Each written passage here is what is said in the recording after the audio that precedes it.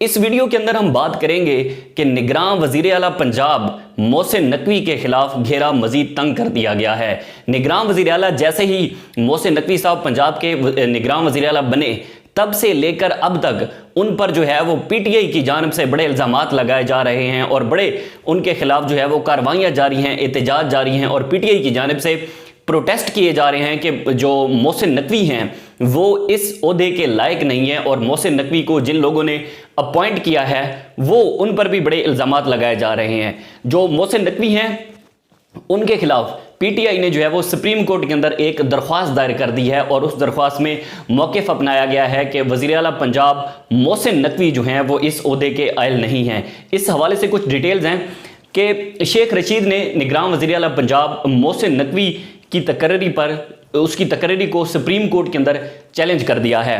अवामी मुस्लिम league के सरबराह शेख रशीद ने मोहसिन नकवी की तकर्री को गैर आइनी करार देने की इस्तदा कर दी है।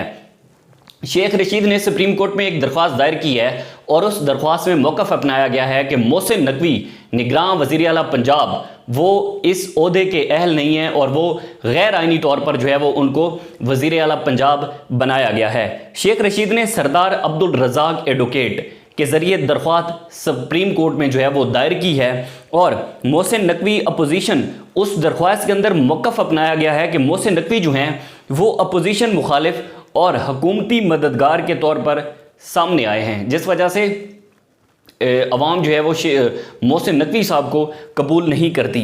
शेख रशीद ने मौक़िफ़ अपनाया कि मोहसिन नकवी पीटीआई हुकूमत के ख़ात्मे के ऑपरेशन के अहम किरदार हैं।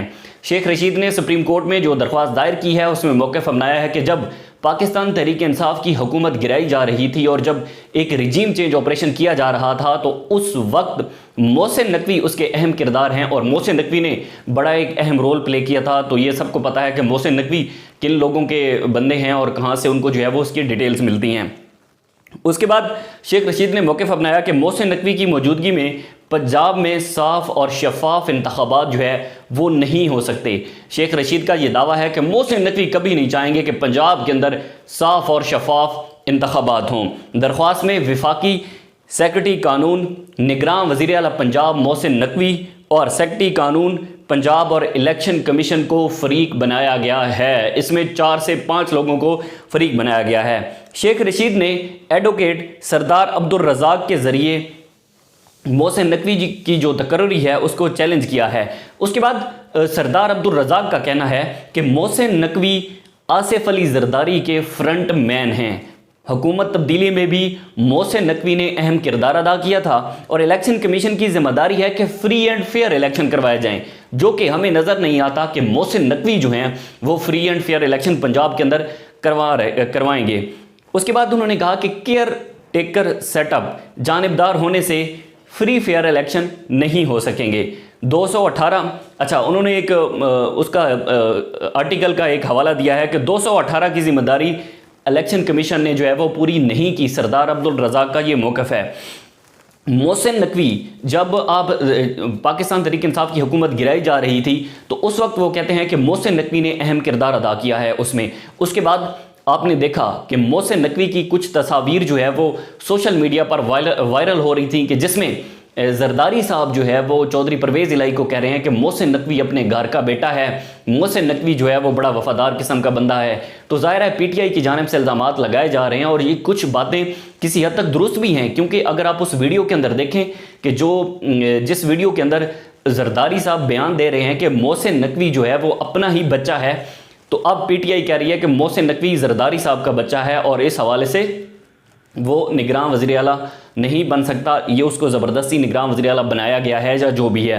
उसके बाद अब मसला ये है कि पाकिस्तान तहरीक इंसाफ ने भी एक पूरा प्रोटेस्ट जो है वो प्रोटेस्ट का ऐलान किया है मोहसिन नकवी के ख़िलाफ़ कि मोहसिन नकवी को हम वज़ीर आला पंजाब जो है वो तसव्वुर नहीं करते, इसको हम काबिल कबूल किसी सूरत में भी नहीं है। उसके बाद कुछ अहम डिटेल्स हैं। पाकिस्तानी मईशत तो इस वक्त बड़ी ख़राब सूरत हाल है पाकिस्तान, और इस वक्त जो इकोनॉमिक इंस्टेबिलिटी है वो तारीख़ में हमें कहीं नहीं मिलती। तो चंद एक मैं आपके सामने अदाद शुमार रखूँगा कि ऐसे अदाद शुमार जो कि हमें ये बताएंगे कि आने वाले हफ्ते के अंदर, आने वाले 15 दिनों के अंदर हमारी मईशत और पाकिस्तानी अवाम के लिए जो मुश्किलात का एक पहाड़ खड़ा होने जा रहा है, कि किस तरह से आने वाले 15 दिन जो हैं वो बहुत ही अहम है, और आने वाले 15 दिनों के अंदर पाकिस्तान की आवाम को मज़ीद महंगाई का सामना करना पड़ेगा। हुकूमत ने कल ही इसहाक डार साहब ने जो डॉलर था उसको एक अपनी मार्केट पे छोड़ दिया कि मार्केट इसका तयन करेगी डॉलर के रेट का। तो आपने देखा कि एक ही दिन के अंदर 24 रुपए डॉलर का रेट जो है वो पाकिस्तानी रुपया डीवैल्यू हुआ, और डॉलर की जो प्राइस है वो इंक्रीज हुई एक ही दिन के अंदर 24 रुपए। तारीख में ऐसा कहीं नहीं मिलता। तो अब हुकूमत ने फैसला किया है कि IMF के साथ डील करनी है। हुकूमत ने 4 महीने इसमें डिले किया। 4 महीने डिले करने का नुकसान ये हुआ कि हमारा इन्फ्लेशन रेट जो है वो तकरीबन 33-34% तक पहुंच गया, और पाकिस्तानी मईशत और पाकिस्तान के जो ज़र मुबादला के ज़खायर हैं वो 3.75 अरब डॉलर के करीब रह चुके हैं। यकीनन ये हुकूमत के जो फैसले हैं और हुकूमत ने जो एक पोजीशन ली, ये उसी का नतीजा है। अब हुकूमत ने तैयारी तो कर ली है कि हम IMF के साथ जो है वो मुज़ाकरात करेंगे, लेकिन मसला क्या है? IMF की जो शराइत हैं कि गैस की कीमतें जो है वो बढ़ानी है, और पेट्रोलियम लेवी पर जो आपने पेट्रोलियम लेवी को मज़ीद बढ़ाना है, और उसके बाद इंपोर्ट पर जो आपने एग्जम्पशन दी हुई है, यानी कि छूट दी हुई है इंपोर्ट्स पर, वो भी ख़त्म करनी है। वो ख़त्म करेंगे तो ज़ाहिर है इंपोर्ट्स जो है वो मज़ीद कम होंगी। उसके बाद अब पेट्रोलियम मसनूआत की कीमतों के अंदर किस तरह से इजाफा होने जा रहा है, ये डिटेल्स हैं। अच्छा, वो कहते हैं कि कीमतों में इजाफे से हर माह 15 अरब रुपए इजाफी जो है वो वसूल किए जाएंगे। पेट्रोलियम मसनूआत से हर माह 15 अरब रुपए इजाफी वसूल किए जाएंगे, क्योंकि IMF का ये वादा है। 5 माह में 75 अरब रुपए वसूल किए जाएंगे, और ज़राए का कहना है कि नवंबर 2022 से पेट्रोल पर 50 अरब रुपए जो है वो हमने देखा कि लेवी वसूल की जा रही थी, और हाई स्पीड डीजल पर 35 रुपए वसूल किए जा रहे हैं।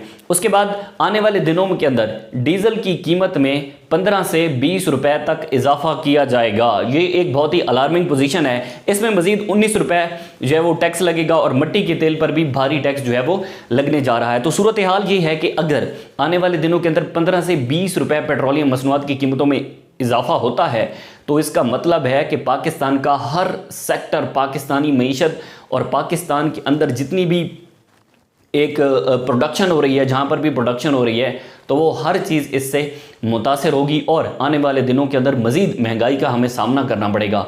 हमने देखा कि पिछले तकरीबन 2 से 3 महीने के अंदर पहले डार साहब ने कहा कि मैं IMF, उन्होंने बड़े वादे किए कि मेरा बहुत तजर्बा है IMF के साथ और मैं उनको टैकल कर लूँगा, लेकिन बाद में उनको भी सरेंडर करना पड़ता है। ज़ाहिर है IMF के अलावा हमारे पास इस वक्त कोई और ऑप्शन नहीं है, हमारे पास कोई और चारा नहीं है। लेकिन मसला यहाँ पर यह है कि अगर ताख़ीर की थी तो उसका फ़ायदा क्यों हुआ? फ़ायदा कोई नहीं हुआ। फ़ायदा सिर्फ ये और उनको हो रहा था कि वो अपनी उनको सियासत बचाना जो है वो उनको हो रहा था कि अगर हम ज़ाहिर है IMF के उस पर जाते हैं, डॉलर को वो अगर मार्केट पर छोड़ देते तो नून लीग को बड़ा धचका पड़ता। लेकिन अब भी वही वैसा ही हो रहा है कि उन्होंने जो मार्केट पे छोड़ा, चीज़ें आने वाले दिनों के अंदर मज़ीद महंगी होंगी, ये तो कंफर्म है। लेकिन मसला यहाँ पर यह है कि IMF के होने से भी क्या हमारा मसला हल हो जाएगा, या फिर हमारी सूरत हाल ऐसी ही रहेगी। जो भी डिटेल्स हुई हम आपके साथ शेयर करेंगे। फैसल अब्बास को दीजिए इजाज़त। अल्लाह हाफ़िज़।